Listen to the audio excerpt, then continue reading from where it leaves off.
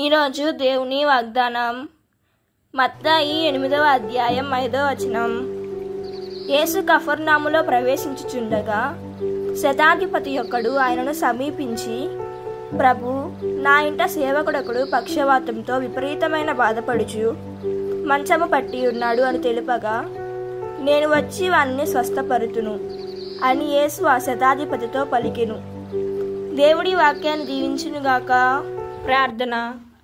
పరిశుద్ధుడవు సర్వశక్తిమంతుడు అయిన మా ప్రియ పరలోకపు తండ్రి, మీ పరిశుద్ధ పాదములకు స్తుతులు స్తోత్రములు.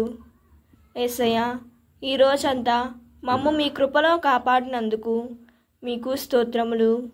అయ్యా, ఈరోజు మమ్ము విడిచిపెట్టకుండా మాకు తోడు ఉండి మీ రెక్కల చాటున మమ్మల్ని భద్రపరిచినందుకు మీకు ధన్యవాదములు.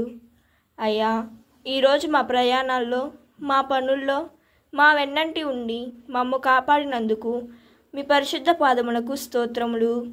యేసయ్య, రేపటి దినమున మీ కృపలో మేము లేచే భాగ్యాన్ని మాకు ప్రసాదించండి తండ్రి.